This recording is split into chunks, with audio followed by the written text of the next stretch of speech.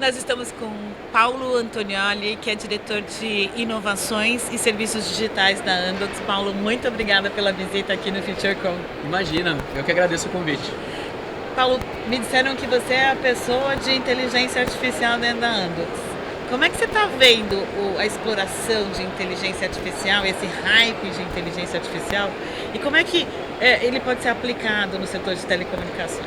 Uma ótima pergunta, Jaque. Assim, eu gosto de ter muito cuidado com a palavra hype, né? Porque o hype, digamos assim, eu acho que existe um hype sim, mas em termos de mídia, né? Mas quando a gente olha para a aplicação prática da inteligência artificial, principalmente a generativa, a gente só está ali tateando ainda. A gente nem chegou naquela crista da onda ainda quando se fala de inteligência artificial generativa. E onde é que a gente pode chegar?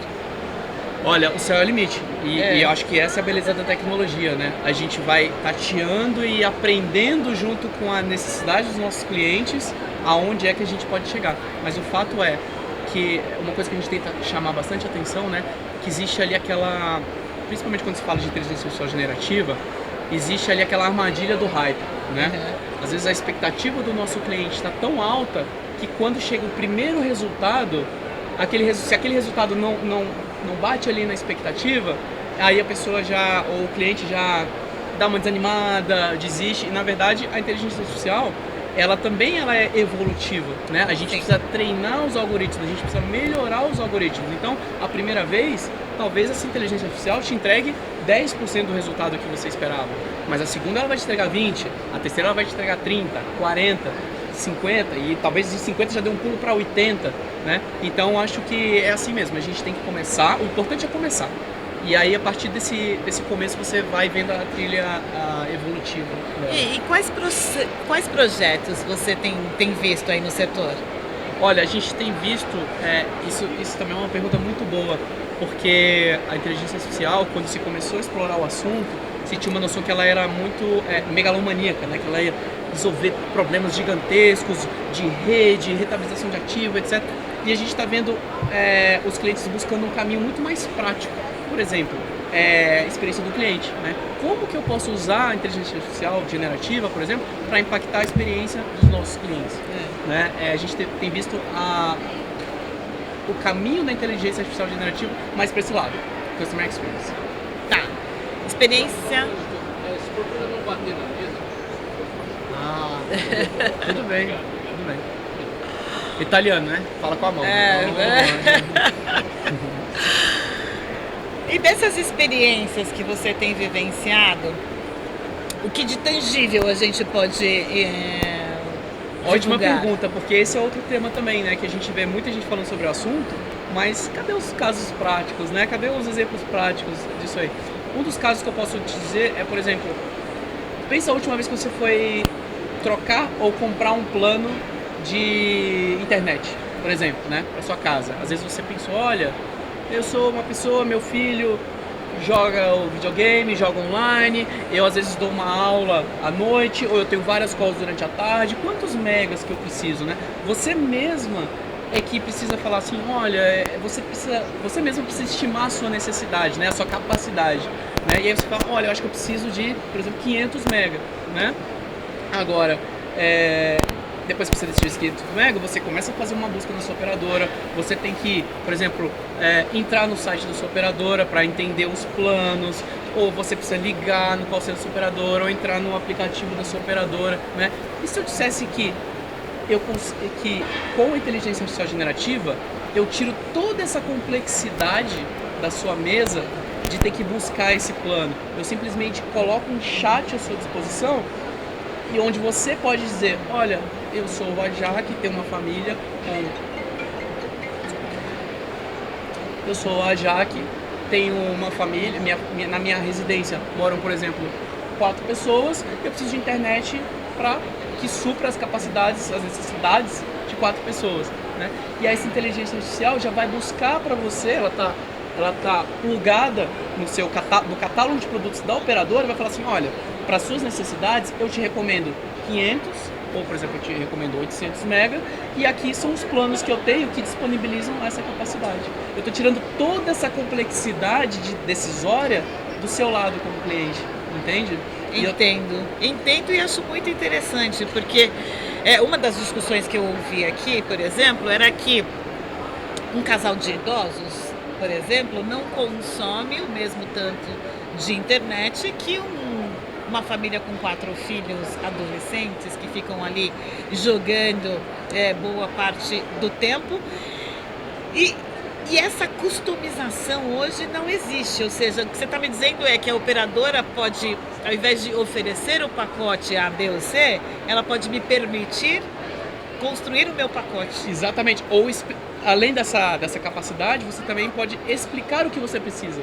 E aí a operadora pode, por exemplo, montar um pacote da forma como você quiser, ou mesmo pegar os pacotes disponíveis e falar assim, olha, esse aqui, de acordo com a sua necessidade que você me contou, esse aqui é o mais adequado para você, esse é o que a gente te recomenda, né? Sem você ter que ligar em call center, ficar horas tentando achar as ofertas e as promoções e os planos dentro de um site, por exemplo. Eu simplesmente te disponibilizo um assistente virtual, né, um chatbot, por exemplo, só que é um chatbot muito mais, digamos assim, inteligente, né? Por quê? Porque ele está conectado ao catálogo de ofertas da operadora, né? Eu não estou mais ali simplesmente te dando como chatbot, porque, vamos lá, né? Qual que é o saco qual que é o grande ponto, o grande issue do chatbot? É que o chatbot, as respostas dele são pré-determinadas, né? E uma vez que a gente pluga a inteligência artificial generativa nesse chatbot, né? E o catálogo de produtos, por exemplo, de uma operadora nesse chatbot, eu dou vida a esse chatbot, me entende? Então, essa vida permite com que você, por exemplo, simplesmente descreva a sua necessidade e aí o chatbot consegue ter essa inteligência de construir respostas dinâmicas para você, de acordo com a pergunta que você fez. Inclusive oferecer coisas diferentes. Muito interessante. A gente está falando aqui de automação de um processo comercial. Por exemplo, um dos casos. E é o que eu tenho visto muitos casos de uso de inteligência artificial e a generativa automatizando processos, né?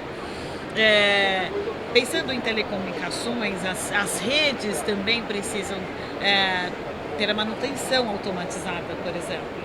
Né?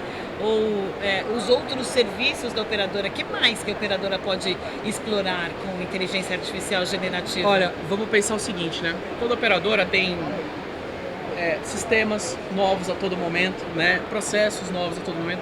Você imagina que, por exemplo, se a gente pegar uma média de mercado, né? Toda vez que você tem um sistema novo ali, você tem 3 meses, por exemplo, de treinamento, aprendizado, etc.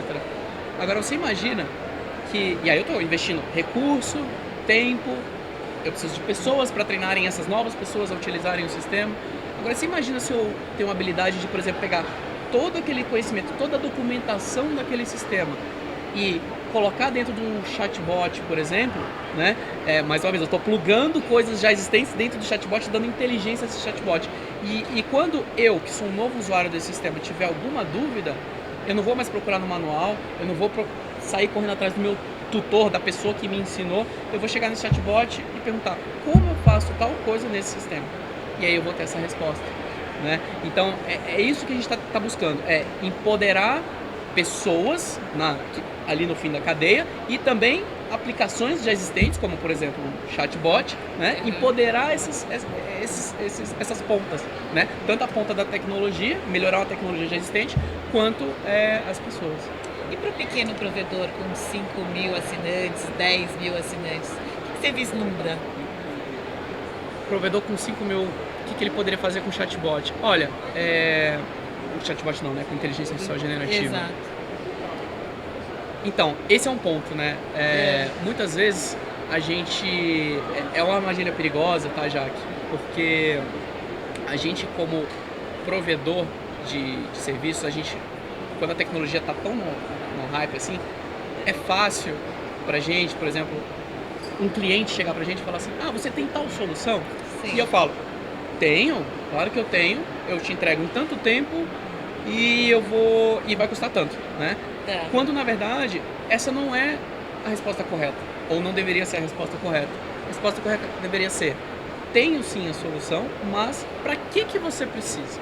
Ou seja, qual é a dor que você está querendo resolver? Qual que é o problema que você está querendo atingir? Qual que é a KPI que você está querendo melhorar da sua empresa? Qual que é a OKR que você está querendo atacar?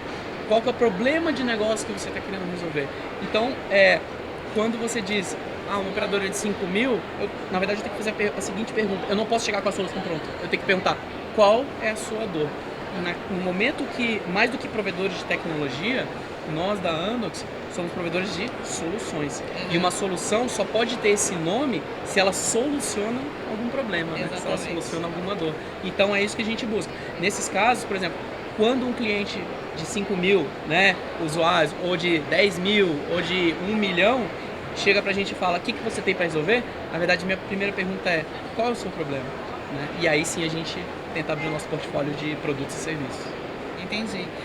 E se o problema dele for, por exemplo, o churn? Eu tô com muitos cancelamentos de assinatura. Inteligência artificial pode ajudar de alguma forma? Sem dúvida. Porque, por exemplo, quando a gente fala de... Tô com muitos cancelamentos, né? Aí, mais uma vez, né? Vai parecer um clichê, mas a minha segunda pergunta é, por que você está com esses cancelamentos? Será que... Então, exatamente. E aí, a inteligência artificial também pode ajudar a gente a pegar, por exemplo, os dados que você tem de cancelamento, né? E consolidar isso de uma forma, estruturar esses dados para que sejam lidos de uma forma mais simples. Para aí sim, eu entendi que então, que eu tô com esse tanto de cancelamento por causa desse problema X. Aí, como que a gente ataca esse problema X? Né? Então, eu acho que esse que é a grande questão. A inteligência artificial pode ajudar a gente também a estruturar dados hoje que estão de certa forma, soltas, trazer esses dados para uma camada superior e ajudar a tomar melhores decisões, né, em cima desses dados. A gente está falando de inteligência artificial, isso e aquilo, mas quais são os cuidados, Paulo? Uma empresa que decida, uma área que decida, eu vou testar inteligência artificial, o que ela precisa prestar atenção? Jaque, excelente pergunta, porque essa também é uma pergunta que vem muito dos nossos clientes. Por onde eu começo? Né? Por onde eu começo e quais os cuidados que eu tenho que ter? E eu tenho aprendido uma lição muito forte até dentro de casa, que é o seguinte, olha, começa testando em casa. Porque quando você está testando em casa, os erros, obviamente, vão acontecer como com toda e qualquer tecnologia. Erre bastante. Mas se você tiver a oportunidade de errar dentro de casa primeiro, vai ser muito mais legal, porque você tem um ambiente mais controlado, digamos assim. Né? Porque, lembra, a gente está dando vida e autonomia a chatbot, a soluções. E quando você dá vida e autonomia, o resultado muitas vezes ele é um pouco mais descontrolado, mas lembra, descontrolado no começo, né? Porque aí a gente vai treinando, melhorando e melhorando esse resultado. Tá? Entendi. Do ponto de vista de segurança, a empresa está trabalhando com dados, né, que ela precisa identificar de que forma trabalhar para não, de repente, não liberar o meu nome, o seu nome e colocar isso na internet de uma maneira sem controle. Do ponto de vista de segurança, quais são os cuidados? Perfeito. Não muda absolutamente nada do que a gente tem hoje, tá? Quando a gente não muda absolutamente nada em termos de cuidados, porque, por exemplo, eu tenho que lembrar que se eu der autonomia para esse chatbot, por exemplo, né, esse cliente, ainda assim, ele precisa ter sido autenticado antes de conversar com esse chatbot. Eu preciso garantir que esse cliente que está conversando com o chatbot, que eu já tenho um relacionamento com esse cliente, né, ele passou pelos mesmos níveis de segurança e de check, né, antes de efetuar o login na plataforma. Então, eu acho que, assim, se a gente aplicar como base já o que a gente tem hoje, é um primeiro grande passo aí. Tá? Agora, quais passos adicionais serão necessários? Eu acho que a gente precisa também de uma governança talvez um pouco mais forte. Tá? Essa governança precisa ser no sentido de controlar ainda mais e entender ainda mais quais são os outputs, né, os resultados que esse meu chatbot, por exemplo, está provendo para o cliente. E isso é um exercício constante de monitoramento e muito importante, não pode envolver só TI. Eu preciso ter uma espécie de um comitê de governança que entenda, olha, eu preciso ter uma pessoa de TI, eu preciso ter gente de marketing, eu preciso ter gente de negócio, né, das mais diversas áreas de negócio da empresa, para garantir, olha, essa resposta que está sendo dada pelo meu chat GPT, por exemplo, ela é adequada, né? Tanto que hoje, falando um pouco de Amdocs, né? A nossa estratégia não é desenvolver o nosso próprio chat GPT. A gente não vai criar uma tecnologia do zero, muito pelo contrário. Porque se você já tem empresas que estão investindo bilhões, né, para criar essas tecnologias, essas plataformas do zero, eu vou me adiantar a esses bilhões, né? Deixa quem já gastou gastar, e aí a gente faz parceria com essas empresas. E aí, por exemplo, que é o caso da Microsoft e o próprio ChatGPT. A gente tem uma parceria grande com eles, porque é o seguinte, apesar do ChatGPT ter popularizado o acesso à inteligência artificial generativa, o verdadeiro presente, a aplicabilidade prática e o futuro está em cima de contextos específicos e domínios específicos. E aí a Amdocs vem para suprir exatamente esse gap, ou seja, nós temos a taxonomia, né, o conhecimento de telecom, para dizer o seguinte, pega o chat GPT, conecta esse nosso conhecimento e aí sim ele passa a ser uma solução mais assertiva dentro das operadoras. Tá? Vou dar um exemplo simples, né? Se alguém entrar hoje se alguém simplesmente entrasse no chat GPT e perguntar assim, how's my bill? Né? Como está a minha bill e nossa conta telefônica, né? O chat GPT não sabe se o bill é uma pessoa, o chat GPT vai te perguntar, é seu tio, é seu avô ou é seu irmão? Ele não sabe que é uma conta telefônica. E aí vem a Amdocs para dizer, olha, na taxonomia de telecomunicações, bill é uma conta telefônica. Então, quando o cliente está perguntando como está o meu bill, não é o seu tio, né? E sim é a sua conta telefônica. Então, Chat GPT, que no nosso caso virou Ops GPT, esse é o nome da nossa solução. O nosso Ops GPT vai no base de dados da operadora, traz essa conta telefônica atual do cliente e aí disponibiliza para ele. A gente tem visto aí ao longo da história da tecnologia que muita coisa não é institucionalizada, ela começa numa área, começa por uma pessoa, o uso da tecnologia, né? E aí depois ela ganha ou não essa institucionalidade. Verdade. Você acha que as empresas precisam cuidar disso? Evitar que uma área ou outra lance mão antes de ter uma decisão institucional? Olha, eu acho que testes individuais são válidos, mas a governança ela tem que ser institucionalizada. Enquanto Amdocs, é ok o meu RH testar uma aplicação que funcione ali no contexto específico deles, né? Como eu acabei de dizer, a gente vai ver a aplicação de AI generativa cada vez mais contextualizada e específica, né? Nichada, digamos assim. Então, eu acho isso legítimo. Porém, esses resultados precisam ser institucionalizados. Porque eu preciso saber o que está acontecendo ali. Sabe? Eu acho que precisa existir uma governança institucionalizada. As iniciativas, elas podem e devem ser individuais, né? A gente deve fomentar a inovação. Mas quando se trata de uma inovação como inteligência artificial generativa, a gente ainda tem que ter um pouquinho de cuidado por essa questão da autonomia, né? A gente está... assim, já teve caso esse ano de, por exemplo, uma pessoa que suicidou-se após ficar 6 horas conversando com uma aplicação de inteligência artificial generativa, né? Claro, essa pessoa tinha alguns problemas psicológicos, mas e aí, se você não tem uma governança ativa em cima disso, né? E agora, quem é o culpado disso, né? É o governo, é a pessoa que alimentou a AI, é o desenvolvedor da AI, é a própria pessoa que suicidou-se, né? Então, assim, a AI, essa questão da vida própria da AI requer um pouquinho mais de cuidado, né? Que deve ser traduzido, por exemplo, na forma de governança. Você acha que é necessário uma regulamentação? É necessária a presença do Estado? Olha, eu diria que sim, porém essa presença do Estado ela não pode ser impositória, ela tem que ser colaborativa, né? Ou seja, vamos entender os principais especialistas de AI, vamos trazer esses caras e vamos entender o que é que a gente precisa regular, né? E a gente, para mim, até fazendo um exercício de futurologia agora, né? A regulação é um dos caminhos da inteligência artificial generativa, tá? Porque, apesar de ser uma tecnologia muito boa, quando uma tecnologia é muito poderosa, ela pode ser usada para o bem, mas também ela pode ser usada para o mal, né? E a gente tem visto, por exemplo, casos de deepfake, né? Onde você simula discursos políticos que simplesmente não foram ditos por aquelas pessoas, né? A inteligência artificial hoje, generativa, ela está em todas as possibilidades de mídia. Está falando de texto, vídeo, voz, enfim, as possibilidades são infinitas. Então, assim, como é que eu vou saber, por exemplo, quando eu recebo um vídeo no grupo do WhatsApp da família, como eu vou saber que aquele vídeo é real ou que ele é fake, né?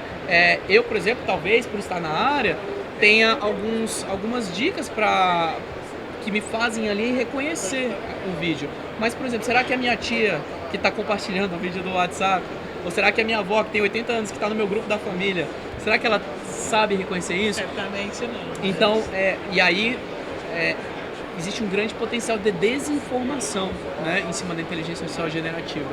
Então, um dos pontos que a gente está vendo é regulamentação. Inclusive, o Google, recentemente, soltou, acho que foi semana passada, notícia fresquinha, né? Soltou que todo conteúdo gerado através de inteligência artificial generativa nos seus sites, nos seus veículos, seja textual, vídeo, etc., vai ter que ter uma marca d'água, tá? Mostrando que aquele conteúdo foi gerado de forma artificial, que ele não é, digamos assim, verdadeiro, né? Então eu vejo isso, a marca d'água é uma grande possibilidade, sim, né? E eu vejo isso acontecendo com certeza. Regulamentação, sim, porém ela não pode ser uma regulamentação feita por pessoas restritiva e por pessoas que não entendem muito do que estão falando, né? Então precisa ser criado comitês de governança com especialistas de várias áreas, de vários domínios, para a gente entender assim como fazer isso. Porque, como eu falei, a regulação viria no sentido de não deixar com que essa tecnologia seja usada para o lado ruim da força, digamos assim. Muito bom, Paulo. Muito obrigada pela entrevista. Nós conversamos com Paulo Antonielli, que é diretor de inovação da Amdocs. Legal, Jaque. Muito obrigado. Foi um prazer estar com você. E quando precisar da gente, é só chamar.